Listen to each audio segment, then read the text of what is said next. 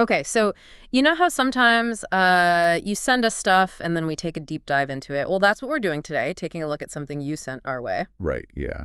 And this one's a little different. It's a YouTube video this time, not just an article or a blog post. Yeah, it's called the Chloupek Zoom meeting with Ron Harding. From the Brood of Vipers channel. That's the one.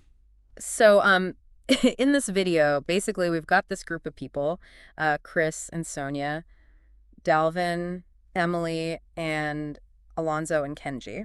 Right. And they're all talking about why they decided to leave the International Christian Churches, or ICC. I think most of you know what that is. Right, the ICC. And they're having this whole meeting with Ron Harding. Yeah, who used to be like a big deal in the ICC. Right. He was like a leader for a long time. Yeah, like way back. He was their lead cyber evangelist. Can you believe that? Cyber evangelist. Wow. Back in the day. So they're all together, and they're really laying it all out there, all the reasons why they left. Yeah, they're not holding back. And that's what we're going to try to do today, too. Just really get to the bottom of what's going on here. Yep, we're going to focus on the big stuff they talk about, like transparency, especially with money. And how accountable the ICC leadership is. Right, are they really walking the walk? That's what we want to figure out. So let's just dive right in, huh? What do they say right off the bat? Well, first thing, they make it clear that this isn't the first time they've tried to talk to the ICC leadership about this stuff. Oh, really? Yeah, they say they had meetings with OJ, Jaleesa, and Jared, trying to work things out. Okay, so these are people pretty high up in the ICC. Yeah, OJ was like a senior leader, and Jaleesa was handling a lot of the member relations. And Jared. He's the one who responded to their, action plan they came up with. Oh, so they had a whole plan. Oh, yeah, we'll get to that. Okay, so what was the main sticking point with the leadership? Why couldn't they agree? They kept saying it was about truth above relationship. They felt like the ICC leadership wasn't being totally open with them. Especially with how they're using the church's money. Exactly. Well, yeah, if you're giving your money to a church, you want to know where it's going, right? Right, and it's not just about the money, it's about trust. Trust, yeah. They were putting their faith in these leaders, trusting them to do the right thing. It's like they're leading God's church. They should be held to a higher standard, right? Yeah, that's what they were saying. So what specific issues did they bring up with the leadership? Well, they had this big meeting on January 7th, 2025. Okay. And they talked about the church finances overall, and they brought up accusations of donor fraud. Whoa, donor fraud. Like people lying about donations or something. Yeah, something like that. And what was this about sin by the top leadership? That's where it gets a little murky. They don't go into a ton of detail in the video. Okay, but they're basically saying that the top leaders are doing things that go against the teachings of the church. That seems to be the gist of it. And they had a plan for how to fix all this. They did. They called it a clarity meeting. Like a big town hall kind of thing? Yeah, open to everyone in the church. So everyone could hear what was going on. Exactly. They wanted to explain everything, about the finances, the alleged fraud, and the leadership issues. Did they want the leaders to, apologize or something? Yeah, they wanted them to show repent for their actions. And what about those lawsuits against the ICC? Were those part of the plan too? Oh, yeah, they wanted more transparency about that whole situation. And they wanted the leaders to be held accountable for anything they said that wasn't true. Right, like any misinformation they were spreading. And this whole partiality thing, what was that about? They felt like some leaders were playing favorites, Like giving special treatment to certain members. Yeah, and they wanted that to stop. So this clarity meeting was their big solution. That was the idea. But it didn't happen. Nope, the leadership shut it down. Why? What did they say? Well, Jared was the one who responded on January 9th, and he said it was an impasse, like a fundamental disagreement. He even compared it to Paul and Barnabas in the Bible. Whoa. Paul and Barnabas, that's a pretty big deal, like a major split in the early church. Exactly. He was saying that they just couldn't see eye to eye on this stuff. So what did the group do then? Well, they felt like they had to get the truth out there no matter what. They even quoted Ephesians, right? Yeah, about exposing the fruitless deeds of darkness. Powerful stuff. So they decided to leave the ICC. Wow, that must have been a tough decision. I'm sure it was. And they told some of the big leaders about it? Yep, they told the Morenos, the Sullivans, McGee, and the Inducas. Okay, those are some heavy hitters in the ICC. Absolutely. So what's the whole point of this Zoom meeting then? If they already left, why are they doing this? They say it right in the video. They're not trying to get people to join them or to bash the ICC. Okay. They just want to give people the information, Can make up their own minds. Exactly. They want people to be armed with the truth, as they put it. And they're kind of expecting some backlash for this, aren't they? Oh, yeah. They even say they're probably going to be marked unjustifiable by the ICC leaders. Like they're traitors or something. Yeah, kind of. That's heavy stuff. It is. So what about Ron Harding? Why is he in this meeting? Well, like we said, he was a big deal in the ICC for a long time. Right. A leader, the cyber evangelist guy. Yeah, and he's there to kind of give his perspective on everything. And he agrees with the group that the truth needs to come out. Oh, yeah. He's very clear about that. He even says the truth must be exposed. Strong words. And he actually brings up some past stuff that happened in the ICC. Oh, really? Like what?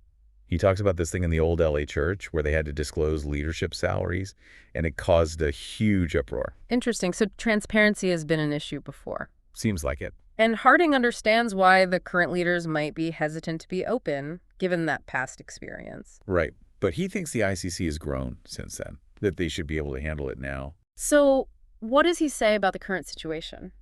Well, he basically says that a lot of the leaders are straight up lying, giving out absolutely inaccurate, untrue information. Whoa, hold on. He's saying they're deliberately misleading people. That's what he's saying. About what specifically? Well, he mentions a conversation he had with Matt Sullivan. Another leader. Yep. And he told Matt that some of the stuff being said in a previous meeting just wasn't true, especially about this thing called the discretionary fund. Discretionary fund, what's that? It's like a pot of money that the leadership can use for whatever they want, apparently. Really?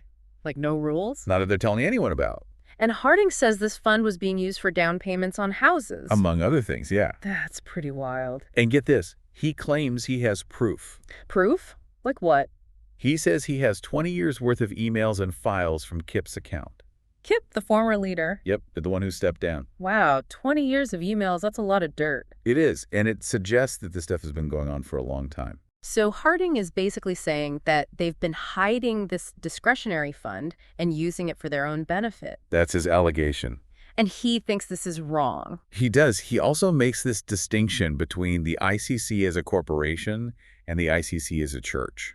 Okay, I can see how those are different. Right, and he's worried that people are mixing them up, thinking that protecting the corporation is the same as protecting the church. That's a good point. I mean, a corporation is just a legal entity, right? Exactly. It's not the same as the people, the faith, the community. So what about those lawsuits? Did they talk about those? Yeah, Harding clears up some stuff about that. He says they haven't been dismissed, like some people might think. They haven't. Nope, they're still going on. But they've been moved from federal court to state court. Why did they do that? Not sure. But they're now in the discovery phase, which means both sides are gathering evidence. And Harding thinks he'll be a key witness. That's what he says. Wow, so this whole thing is far from over. Not even close. Okay, so let's talk about Harding's history with Kip, the former leader. I mean, he worked closely with him for years, right? Yeah, for a long time. So what kind of stuff does he bring up? Well, he starts with this incident back in 2013, something about inappropriate communications from Kip. Inappropriate? Like what? He doesn't go into detail, but he says Tony handled it. Tony. Who's Tony? Tony is Kip's, well, they're very close, let's just say that. Okay. And Harding wasn't happy with how Tony handled this situation. No, he says there was retaliation against him after he spoke up. Retaliation, like they punished him for saying something. That's what he's claiming. Wow. Okay, what else? Well, he talks about finding lies in emails, like Kip was lying to people. And he confronted Kip about it. He did, and they apparently made up, at least for a while. But Harding still had concerns. Oh, yeah, he was worried about his son, who was involved in ministry under the ICC. And what about these multiple moves? Yeah, he felt like his son was being moved around too much and that Kip was somehow behind it. Like interfering in his son's life? That's how he saw it. That's pretty messed up. And then there's this whole thing about pornography. Pornography? Whoa, hold on. What's that got to do with anything? Well, Harding says that in 2017 he saw pornography on Kip's computer. On his work computer? It's not clear, but he admits that he didn't say anything about it at the time. Why not? I mean, that's a pretty big deal, right? He doesn't really explain that part, but it obviously bothered him. And then it gets even worse in 2019. What happened? Harding says Kip dictated an email that mentioned a pornographic image and an assistant's name.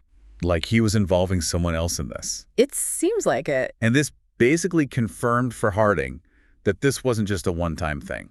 That Kip had a problem with pornography. That seems to be his conclusion. And he still felt like Kip was messing with his kids. Yeah, he says Kip interfered with their lives, their involvement in the church. And they had a confrontation about it. In Mexico in 2023, that's what Harding says. This is getting intense. And then it blows up even more in March 2025. What happened? Kip's Facebook got hacked, and guess what they found? Porn. Bingo. So Harding confronts him again. He does, and he tells Tony about it, too. And what does Tony say? He claims he didn't know about the Facebook thing, and that the 2013 incident was all taken care of. Like it was no big deal. That's how it seemed to Harding. And he wasn't buying it. Nope, he decided to get other people involved, Raul and John Tsai. To confront Kip. Yeah, and they sent this escalation letter to all the world sector leaders. When was this? April 18th, after Kip apparently avoided having those Step 2 conversations. Step 2, what's that? Not totally clear, but it sounds like some kind of internal process for dealing with issues. Okay, so they send this letter, and then what? Kip finally admits to using pornography. Wow, so it's all out in the open now. It is, and Harding believes that this whole thing, Kip's pornography use, has been affecting his leadership for at least a decade. Like it's been clouding his judgment. That's the idea. And then it gets even crazier. Harding says he found evidence of even more serious stuff. Like what? He was going through Kip's emails and files at Raul's request, and he found stuff that could point to money laundering. Money laundering. That's illegal, right? Oh, yeah, very illegal. And he also mentions misappropriation of funds and even labor trafficking. That's serious stuff. Extremely serious. And he was so concerned that he contacted a U.S. senator. A senator? Why a senator? He was worried that the lawsuits against the ICC might go back to federal court because of what he found. Okay, I can see why he'd be concerned. And then the cherry on top, he finds those pornographic images with interns' faces superimposed. Well, hold on, interns. Like young people working for the church. That's what it sounds like. This is getting really disturbing. It is. And then after all this, Harding has surgery. And while he's recovering, he gets a letter from the church. What do they say? They wanted him to give back all the church property he had. Like what kind of property? Not specific, but anything that belonged to the church. And they wanted him to keep quiet about everything. Yep. Complete confidentiality, no talking to anyone about this stuff. Wow, that's pretty aggressive. It is, but they later changed it so he could talk to Tim Kernan. Who's that? Another leader, not sure what his role is exactly. And the FBI got involved too. Yeah, Harding mentions that they contacted him, but they said there wasn't any child pornography involved. So they weren't investigating that aspect of it. Right, but they did say there was a bigger case going on nationwide that might slow things down. So Harding is basically saying that there's this covered-up happening at the highest levels of the ICC.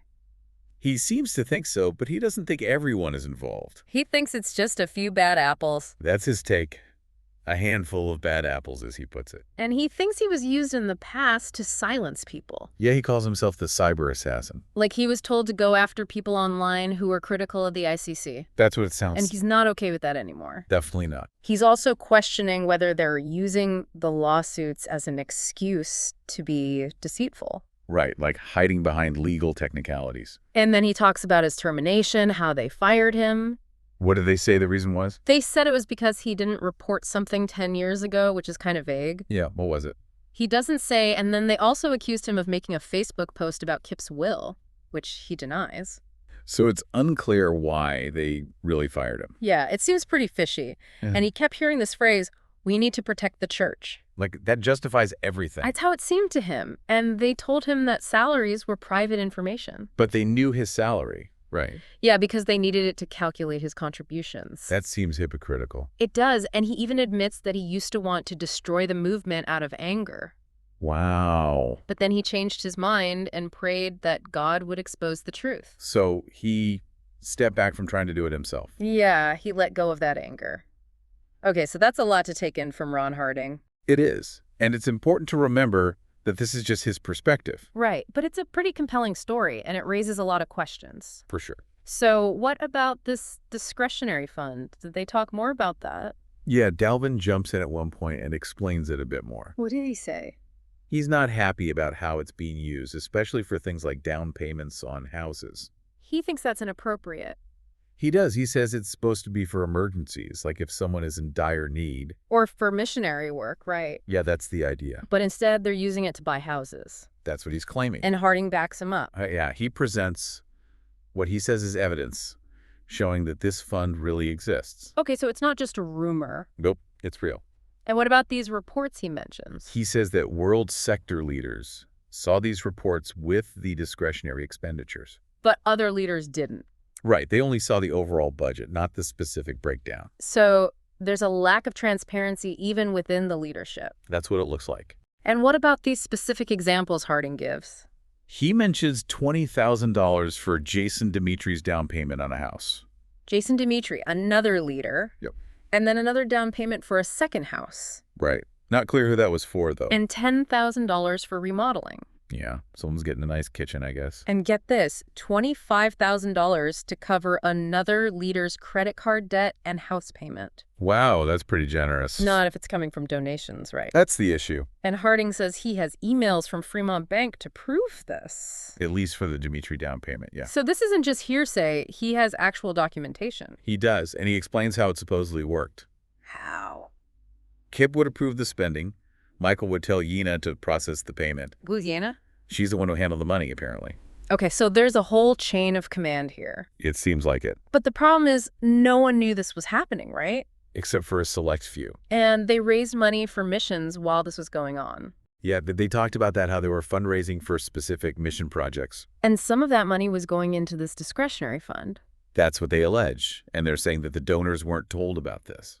That's not right. People should know where their money is going. Absolutely. So what about those legal fees? They mentioned those too, right? Oh yeah, over $240,000 in legal fees paid by the church. And no one knew about it. Not the general membership, no. That's a lot of money to just keep quiet about. It is, and then there's this question about the mercy funds. Mercy funds, what are those? It's money that's supposed to be used for, helping people, charity work. Okay. And someone asked if some of that money was being used to pay the legal fees. Like they were taking money from the poor to pay their lawyers. That was the implication, but they didn't have proof. But they did mention an email. Right, where Kip supposedly told people to redirect 1-2% of the annual revenue to a legal fund.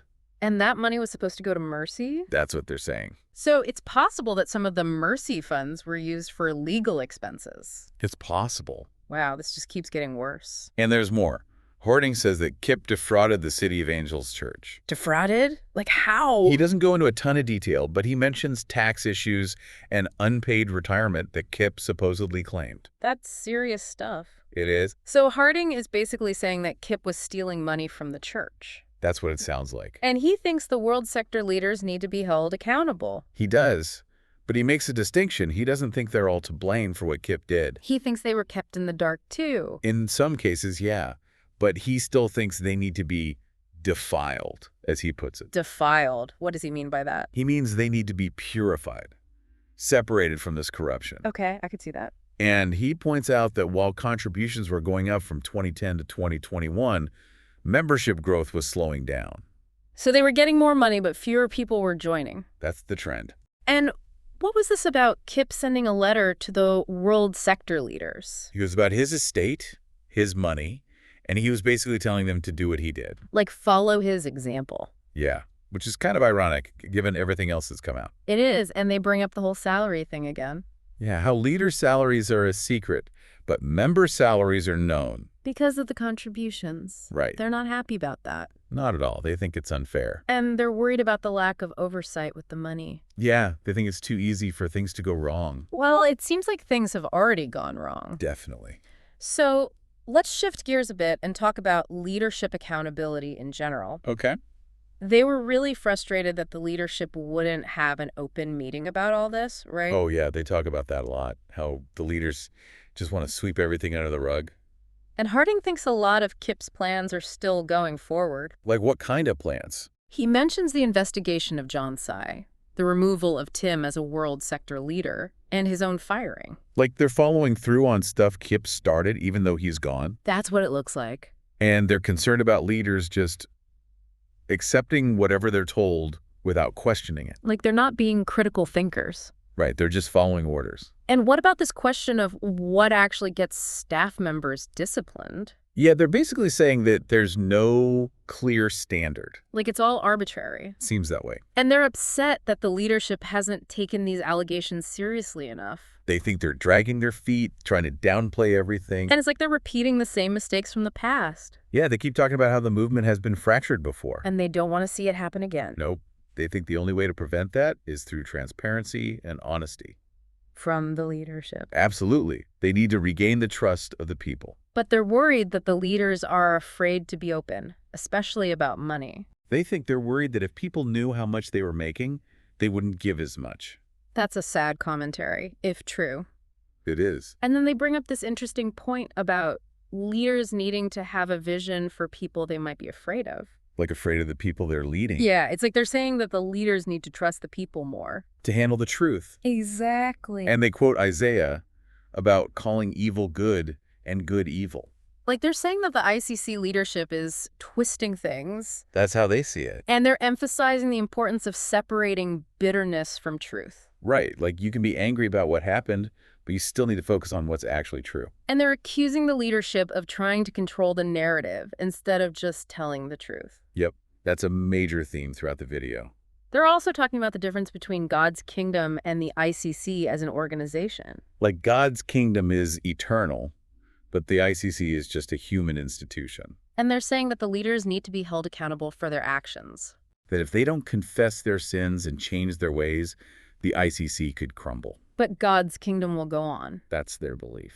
They're also saying that the leaders who have more responsibility will be judged more harshly. Right. It's a biblical principle. And they want the leaders to just admit when they've been wrong. To take responsibility. And they're really concerned about this retaliation that's been happening. Yeah, they think it's silencing people who have legitimate concerns. They also bring up this issue of compulsion in giving, especially for missions. Like they're being pressured to give more than they can afford. That's what they're saying. And they're saying that the leaders are given specific targets to meet. And if they don't meet them, they have to answer for it. That creates a lot of pressure. It does. And they're upset that Kip hasn't apologized for any of this. Or acknowledged the harm he's caused. Right. He just kind of walked away. And then they talk about this email Kip sent to the world sector leaders. What was that about? He was telling them to get rid of Harding's escalation letter. To delete it. Or to make sure no one else saw it. Why? To prevent division, he said. Like he was more worried about looking bad than actually addressing the issues. That's how they interpreted it. And then there's the whole severance agreement thing. Yeah. Harding refused to sign it. Why? What was wrong with it? It had these non-disclosure and non-disparagement clauses. So he couldn't talk about what happened. Exactly. And he couldn't say anything bad about the ICC or the leadership. And he saw this as hush money. That's what he called it? He said they were trying to buy his silence? And he wouldn't take it? Nope. He said he couldn't betray his conscience. He had to speak the truth. And what happened when he refused to sign? They stopped paying him. Wow. That's harsh. It is. But it shows how determined they were to keep this all quiet. And they tried to justify it by saying that NDAs are normal for corporations. Right. But Harding argues that the church isn't a corporation. It's a spiritual community. Exactly. So the same rules don't apply. That's his point. And they talk about this tension between obeying the law and doing what's right. Like sometimes those things are in conflict. It happens. And they bring up other instances where leaders did bad things, stole money, acted unethically. And they feel like the response wasn't strong enough.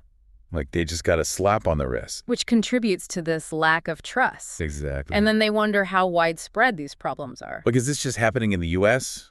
or is it happening all over the world? They don't really know, but they're concerned. And they offer advice to people who are struggling with this. What does they say? Harding says that if the leadership isn't being transparent, you have to go public.